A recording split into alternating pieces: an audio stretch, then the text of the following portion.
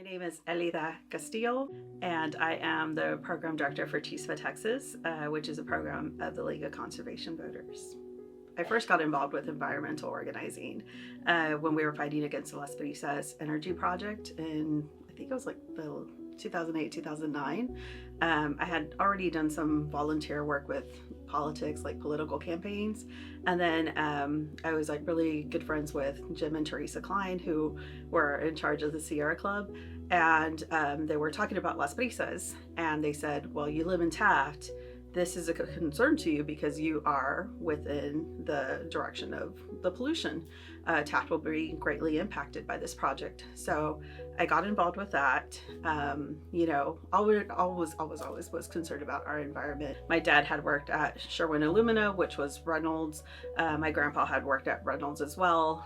My grandma had developed a lung problem because she would launder his clothes because of the exposure to asbestos. I had a cousin Lori who was one of the victims of the BP explosion, who was, she passed away in that. So like there was always just a concern with the environment. Then growing up, we heard about the ozone layer and, Captain Planet, all of those things. So when the opportunity to fight against this Las Brisas energy project came up, especially to protect, my town of Taft, I got completely involved with that. Had joined the Sierra Club and was able to testify in front of the EPA on why we were concerned about this project.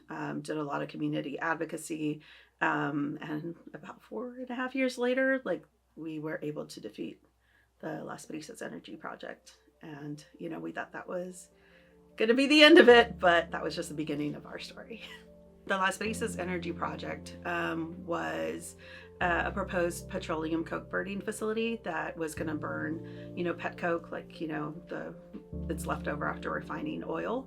They wanted to burn that to produce energy. And so the way I would describe it to people, just so that they could have an idea of it, was getting a cigarette, burning the ashes so that you could produce energy from that.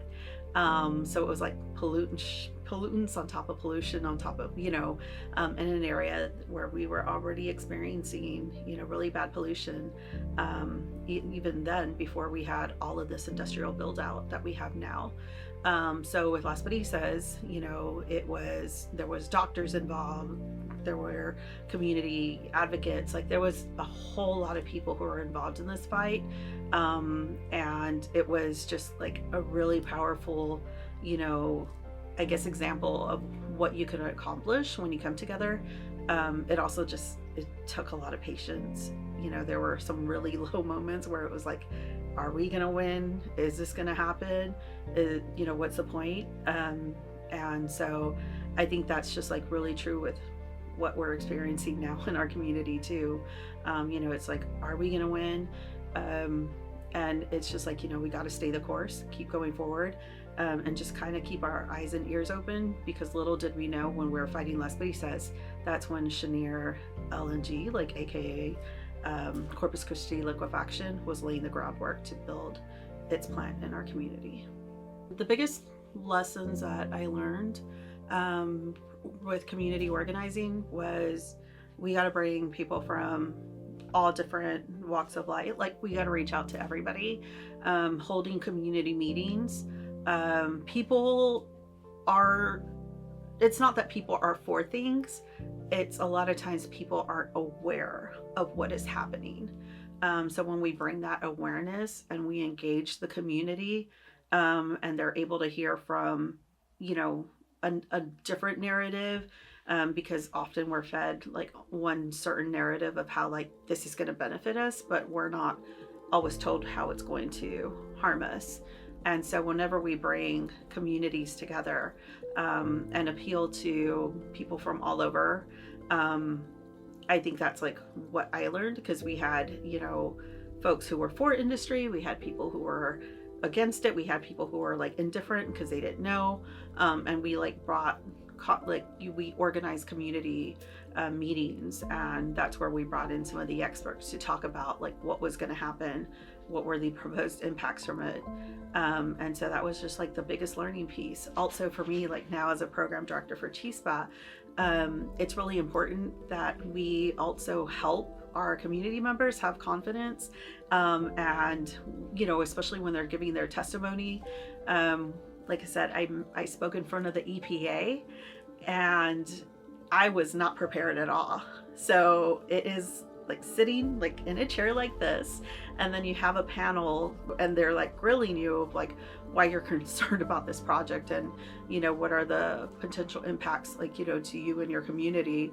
And it was just like, whoa, like I was completely not ready to be in that moment. So I think like the more that we can prepare our community members, so that they're not feeling like, I don't know what to do, I don't know what to say, like this is really intimidating, that they're going in there and they're owning it. And it was still impactful, obviously, but for me myself, like it was a really scary moment.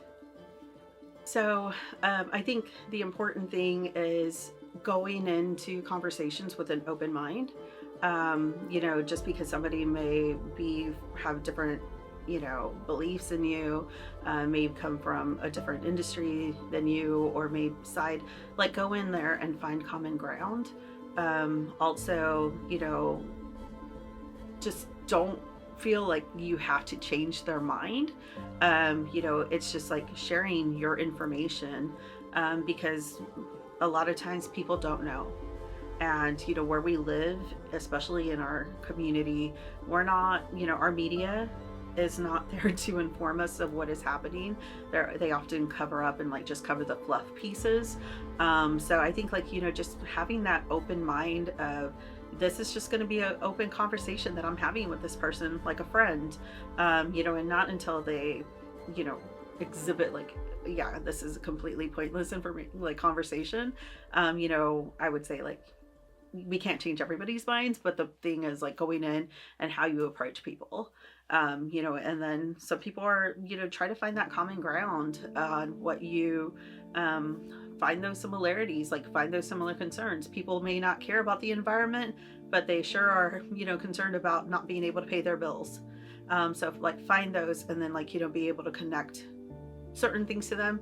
We cannot like connect the dots for people, but we can certainly like open up that conversation to where they start informing themselves, or it leads to more curiosity on what is happening.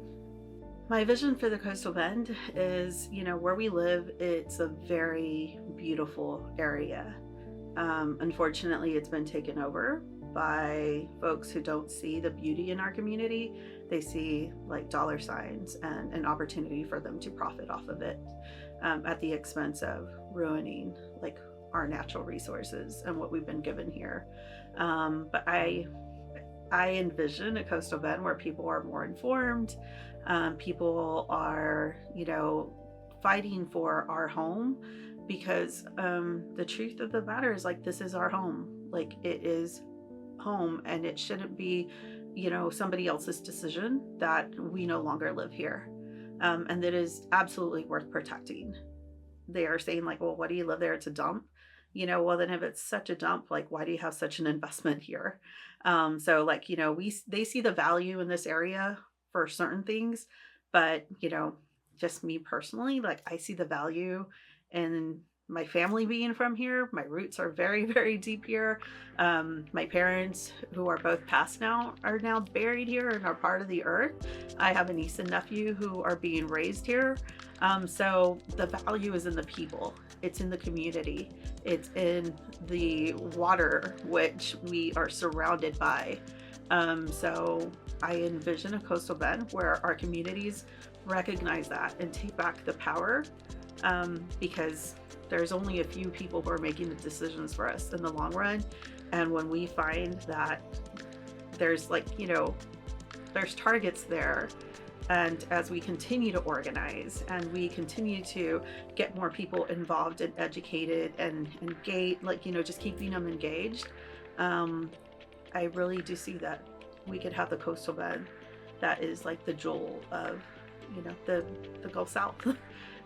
So it's something that, maybe it's an ideal kind of having green spaces, having like, great like public infrastructure as far as like, accessible transportation, having, healthcare systems that are set up for the people.